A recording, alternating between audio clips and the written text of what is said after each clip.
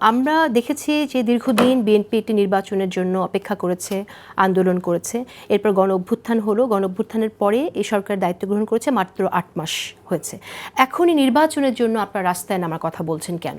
যেখানে ১৫ বছর আন্দোলন করলেন একটু মানুষের অধিকারের জন্য, ভোটাধিকার প্রতিষ্ঠার জন্য, এখনও কিন্তু সরকার ভোটাধিকার প্রতিষ্ঠার কথা বলছে।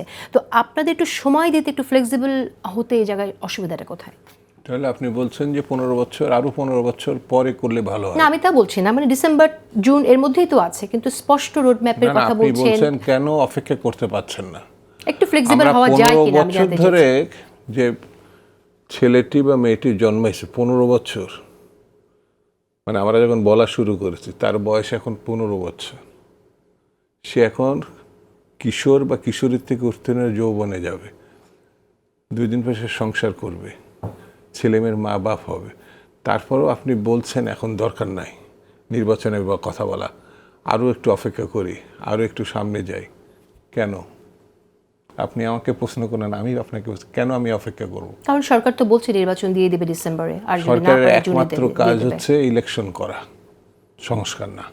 কিন্তু আপনারাও বলেছেন যে সংস্কার করতে হবে। এই সংস্কারে সংস্কার আপনারা কথা আমরা সমর্থন বলিনি, দিয়েছেন। সরকার বলেছে।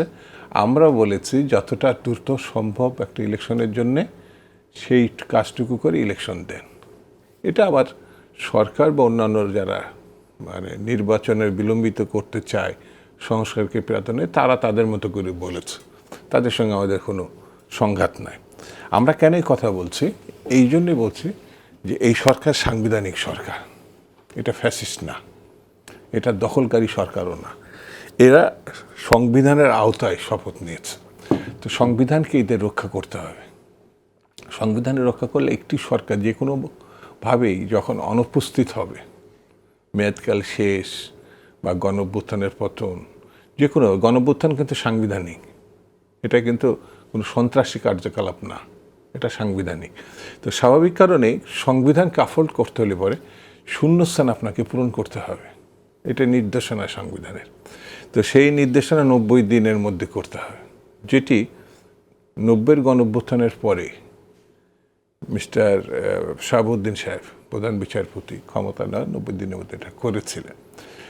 এই সরকারও করতে চায়, কিন্তু তার সঙ্গে সংস্কার এবং কম বেশি শব্দ জুড়ে দিয়েছে। ইনি খুব দক্ষ মানুষ, ব্যবসায়ের, ব্যক্তিত্বে, পরিচিতিতে, কিন্তু রাজনীতির ক্ষেত্রে তিনি একটি জিনিস আমার কাছে মনে হয়েছে ব্যক্তিগতভাবে, যে তিনি মূল জায়গা থেকে অন্য জায়গায় চলে যাচ্ছেন। সেটা হচ্ছে মূল কাজ তার, মানুষের ক্ষমতাকে মানুষের কাছে ফিরিয়ে দেওয়া, ভোটাধিকার। যেমন এই দেশে অনেকগুলো রাজনৈতিক দল, এই পরিবর্তনের পরও প্রায় 19টা রাজনৈতিক দল নতুন করে হয়েছে। তার ভিতরে উল্লেখযোগ্য অনেকগুলো ব্যক্তিত্ব আছেন, নেতা আছেন। এনসিপি একটি। তো এনসিপি স্বাভাবিক কারণে একটু সময় দরকার, নতুন রাজনৈতিক দল। তো আমি রাষ্ট্রবিজ্ঞানের ছাত্র, আমার কাছে মনে হয়েছে যে কোনো রাজনৈতিক দল তার কর্মসূচি ভিত্তিতে লক্ষ্য পরিষ্কার করে কিছু মানুষ এক জায়গা হয়ে একটি রাজনৈতিক দল গঠন করতে পারে। সেটি শোষিত মানুষের জন্য, মার্ক্সবাদী রাজনীতির জন্য, গণতান্ত্রিক রাজনীতির জন্য, আর মুখোশধারী ফ্যাসিজমের জন্য রাজনৈতিক দল, যেটা আওয়ামী লীগ ছিল। এরা মুখোশধারী গণতন্ত্রী আমার কাছে মনে হয়। তো এটি মানে এনসিপি বা অন্য রাজনৈতিক দলগুলো একটু সময় নিতেই চায়, কিন্তু সময় নিতে গিয়ে আপনি গণতন্ত্র চর্চা, যেটি শূন্যস্থান পূরণে বাধা হয়ে দাঁড়াবে, সেই জায়গায় কি হবে? সরকার আমার কাছে মনে হয়েছে যে এই প্র্যাকটিসে জাতিকে আবার নিয়ে আসা। আমার দেশের মানুষ কিন্তু আমি ডিসেম্বর তো নির্বাচন হলে না, ডিসেম্বরের কথা আমি বাচ্চা চাচ্ছি না এই ক্ষেত্রে। ডিসেম্বরে, আগস্টে আপনি কি বিশ্বাস করছেন না যে না ডিসেম্বরে নির্বাচন আমি হতে মনে পারে? করি এই সরকার যদি কার্যকর উদ্যোগ নেয়, আগামী 3 থেকে 4 মাসের মধ্যে নির্বাচন করা সম্ভব, যদি দায়িত্ব নেয়। সেই হিসাবে আপনি এই মার্চ মাসে, এখন তো এপ্রিলের শুরুতে, তা আমরা এই 4 মাসের ভিতরে করতে পারি। এটা জাতীয় সিদ্ধান্ত হতে হবে, যেটা ফুয়াদ সাহেব বলে, এটা জাতীয় রাজনৈতিক দলগুলো, বিএনপি বা অন্য রাজনৈতিক দল, ছোট বড়, এটা বিষয় না। কিন্তু বিষয়টি হচ্ছে ঐক্যমতের ভিত্তিতে এক জায়গায় দাঁড়িয়ে যেটা আমরা কাজ করি। এই সরকার কোনো ব্যাপারই না, অর্থাৎ সরকারের এই আইন শৃঙ্খলা বাহিনী, ওই যে প্রশাসন, অমুক তমুক, এগুলো তখন কোনো ফ্যাক্টরি না এই অর্থে যে এখানে ফ্যাসিস্টদের লোক বসে আছে, ওখানে বসে আছে।